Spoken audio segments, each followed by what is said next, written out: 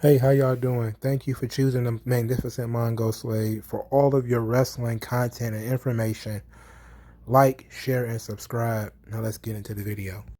Gallows and Anderson believe Paul Heyman is to blame for their WWE release. So, we all know Vince McMahon fires people, and that's just kind of how it is. He is the one ultimately who makes the decisions. So, if you're a person who it doesn't matter what happened, Vince fired him. Yes, that is true. But sometimes other people can put you in the crosshairs of getting fired.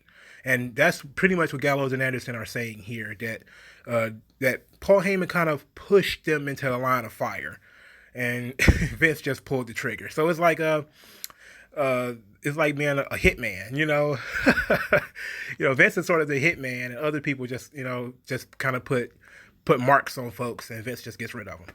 So what happened exactly? So AJ Styles a couple of weeks ago, maybe a month or two ago, was unhappy on Raw, and he jumped ship to SmackDown.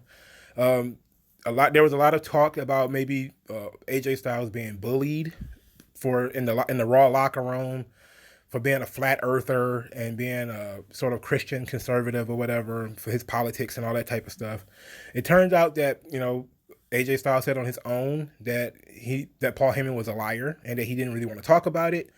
And so now Gallows and Anderson, who are the two guys who were actually fired, now they're going to talk about it because their contract with their non-disclosure and all that bullshit is up with the WWE. So now they're going to discuss how they ended up getting fired from the WWE. So while speaking about their WWE release with Pro Wrestling Sheet Editor-in-Chief Ryan Satin, Gallows and Anderson first mentioned a conversation they had with Heyman after re-signing with the company in July of 2019. The duo say they had an issue with a creative decision and were told Paul would be contacting them. After making contact, Anderson said they had a great talk that led him to think that by the end of it, the executive director of Raw was a fan of his. Gallows also said that once had a conversation where Paul told him, "If I ever lie to you, go on social media and fucking bury me. Fucking put me under the dirt because I fucking deserve it. And I want those guys in the locker room to know that I can't fucking be trusted." Let's put a pin in that. If you are above the age of 25 and you've ever seen ECW, you know Paul Heyman can't be trusted. Paul Heyman is one of the lionest motherfuckers on the planet Earth. You're talking about a guy who conned Vince Sr. Okay, he has been doing this that long that he used to get over on Vince's dad. That's how long he's been lying in the wrestling business. Okay, you're talking about a guy who's lied to Jim Cornette. Talking about a guy who's lied to Vince McMahon Jr. He's lied to every top star he's ever worked with, maybe with the exception of Brock Lesnar. You're talking about a guy who owes half the wrestling world money, from Rob Van Dam and Lance Storm to Jerry Lynn to Tommy Dreamer. When ECW went out of business, they owed more than half the wrestlers somewhere in the neighborhood of $50,000 to $100,000. He owed Rob Van Dam $150,000. Okay, he owed Jerry Lynn almost $50,000. He owed Francine almost $50,000.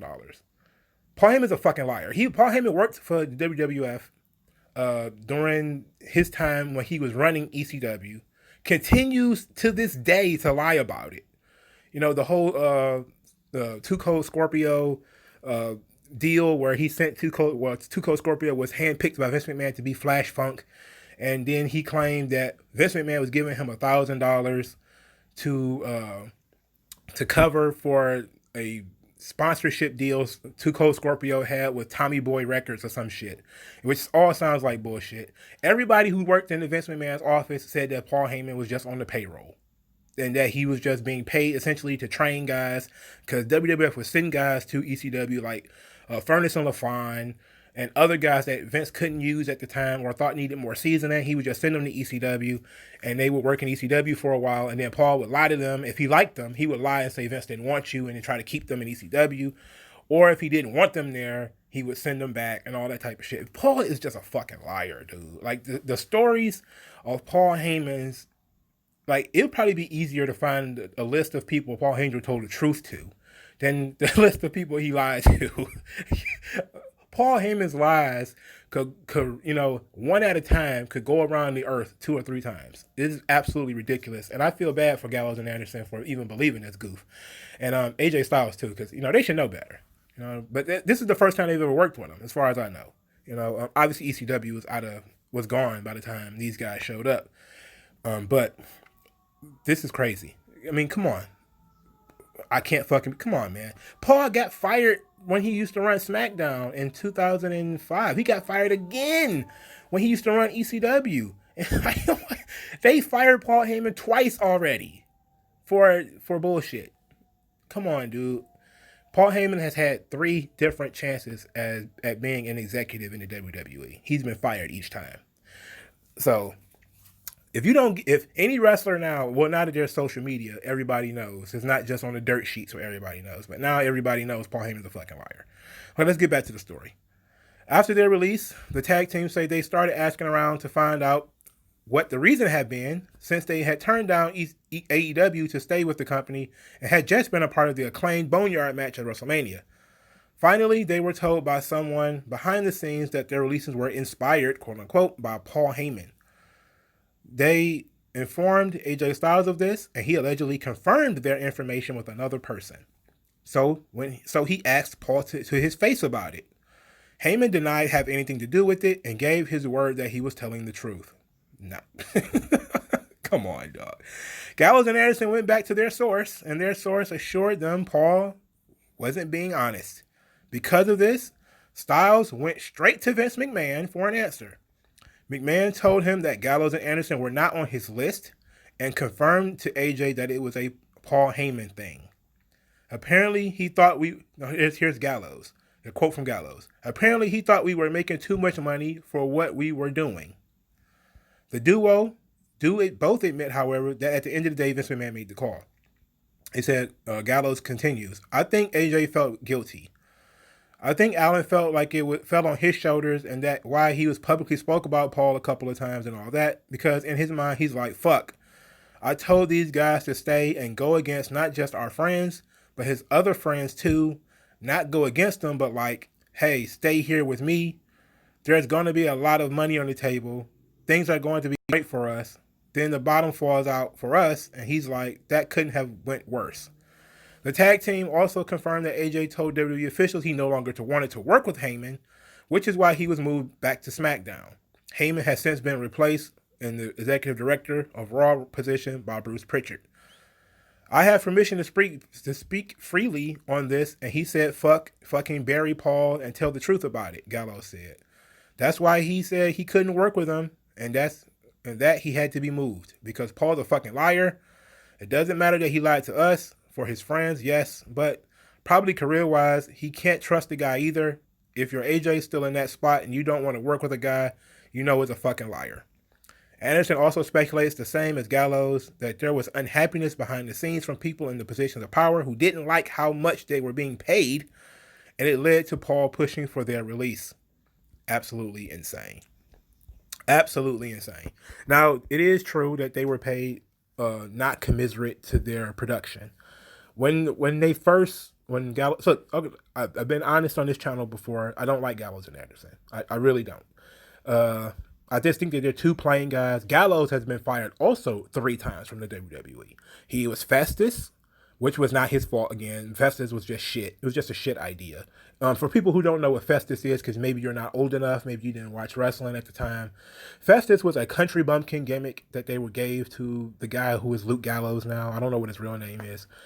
But he was basically a retard, and who turned into a psychopath monster when the bell rang. So he would sit there kind of like a sling blade, and then when the bell would ring, he would hulk up and turn into like a destroyer. That wasn't his fault, but that was absolute trash, and he got fired. That didn't work. Then he came back as Luke Gallows, I believe, to do the Straight Edge Society with CM Punk. And when that ran its course, they got rid of him again. He went to Japan. That's where when he started hooking up with Carl Anderson. He and Carl Anderson got really over as a tag team over there. They brought the Bullet Club and all that stuff. They brought their act to the WWE, where it worked for a little while, but it mostly fizzled out because WWE doesn't care about tag teams. So, and they were kind of, WWE were just kind of signing them to keep them away from AEW. Not like it would matter. I think by now, Gallows and Anderson would have run their course. And I don't see how they really could have added. And then, of course, it doesn't really matter. Like, when people say, they missed out on this huge AEW deal. It's like, what? AEW still exists. If Tony Khan really wanted to sign them, the moment he found out they were going to be released, he would have signed them, wouldn't he? That would have made sense, right? If he really wanted to have the Bullet Club, as far as the elite members of the Bullet Club, he could have signed them and kept them away from Impact. I mean, he signed FTR. Why would he not sign Gallows and Anderson if he really wanted them? So I'm kind of suspicious about that, because it's not like, well, they could have been in on the ground floor. Like, yeah, they could have been in on the ground floor, but what good would it have done in the long run? Because this is a year later, and AEW, the bloom is off the rose for a lot of people when it comes to AEW. And then also, because AEW is somewhat doing well, they could have still gotten hired. You bring in one tag team, you can't bring in two. You could have brought in Gallows and Anderson sort of as the buddies of the Young Bucks to help them fight FTR. It could have worked out fine. It's not like, well, this is a one-time offer, guys, and this offer is never going to come around again. Why would that ever be the case? If you were going to sign a guy a year and a half ago and, it didn't work out, and now a year and a half later, you have the opportunity to sign him again, why wouldn't you sign him? Why wouldn't you at least offer it to him again? The only reason would be maybe you didn't try to sign them before. And there's no doubt in my mind that AEW offered them a contract. There's just no doubt about it.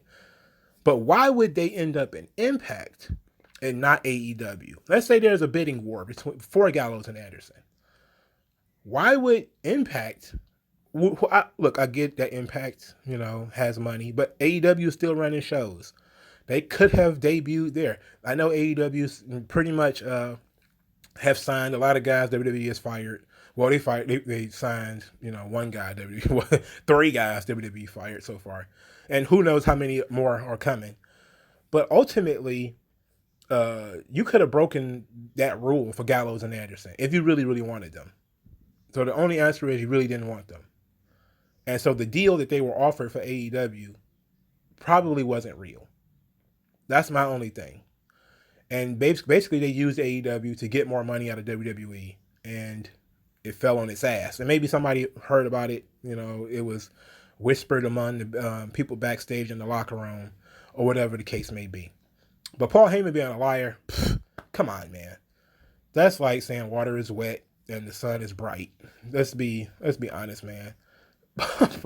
Paul is a liar. This is the same Paul Heyman that Tommy Dreamer wanted to murder. Now, if you've never heard that story, I think it's a good time to tell that story.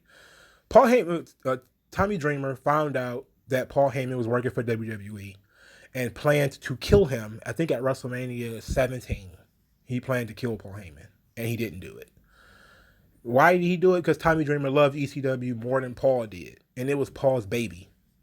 And Tommy Dreamer loved ECW more than Paul Heyman did. And Paul lied to him about whether he worked for the WWF or not.